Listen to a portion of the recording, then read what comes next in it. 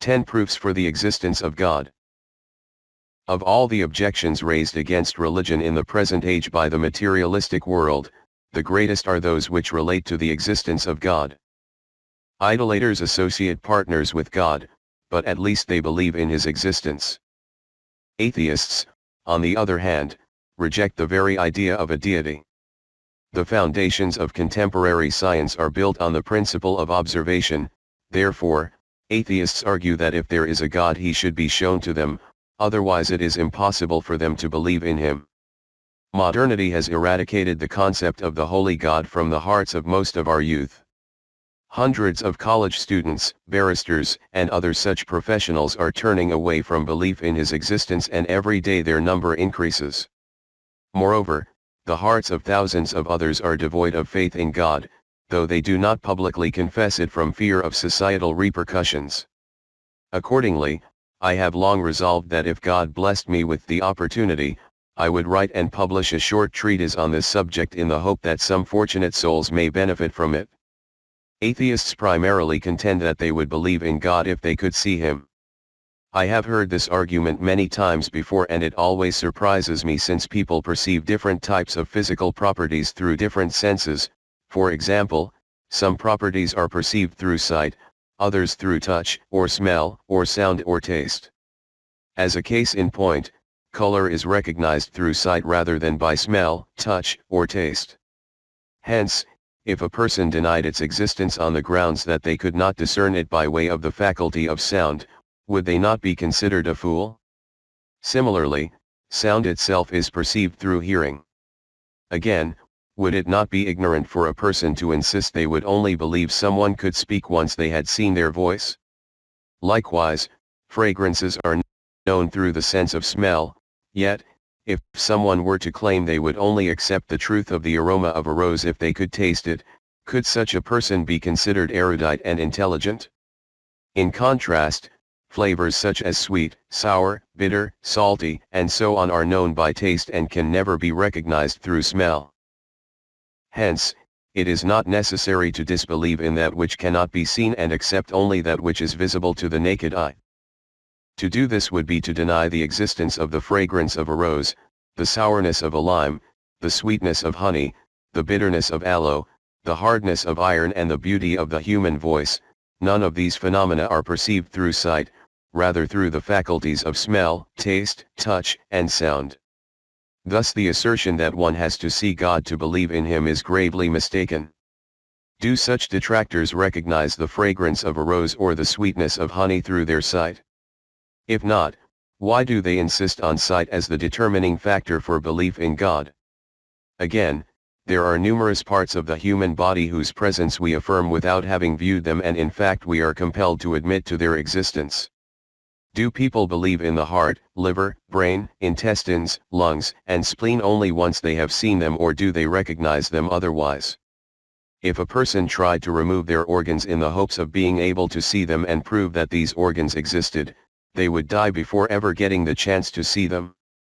So far, I have cited examples which demonstrate that not all objects are recognized by sight alone, rather some are perceived by the five senses. I will now turn to those phenomena which are known, not through the five senses directly, but by different means. For example, the existence of the mind, intellect, and memory is an accepted truth which no one in the world denies, yet has anyone ever seen the intellect, or heard, or tasted, or smelled it? How then was the intellect recognized, and how was the existence of memory discerned? There is also strength, an ability which all beings, whether powerful or weak, possess to some degree. But, has anyone ever seen, heard, smelled, touched, or tasted it? Again, how then was the existence of strength established? It can be easily understood from this, even by the most ignorant of people, that such phenomena are determined not through our senses, but by contemplating their effects. For example, when we see people take the time to resolve the various problems that afflict them, it is evident that there is something within them that has assisted them at that moment. We call this thing intelligence. Thus the intellect is not discovered directly through the five senses. Its fundamental truth is determined by witnessing its wonders. Similarly, when a person carries a heavy load, it is clear they possess some sort of capacity which enables them to lift the weight, or to physically manipulate a weaker object. We refer to this as strength or power. Accordingly, the more refined and subtle a thing is, the more imperceptible it is to the naked eye. Its existence is known through its effects rather than by looking upon it, by smelling it, by tasting it or by touching it. Hence, when seeking to determine the existence of Allah the Exalted, who is the most subtle of all, it is unjustified to put limitations on the requirements for belief in His existence, such as that His existence can only be attained through sight. Has anyone seen electricity? And yet is it possible to deny the truth of electricity when telegrams are sent by it, machines are operated by it and bulbs are lit by it?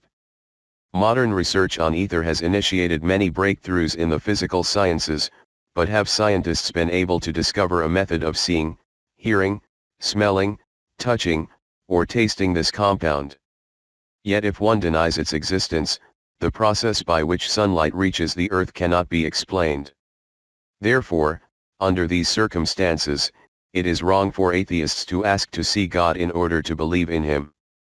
Allah the Exalted is certainly visible, but He can be observed only by such eyes as are capable of seeing Him. For those who desire to look upon Him, God stands before the world through His strength and power, and despite being hidden, He is the most manifest of all.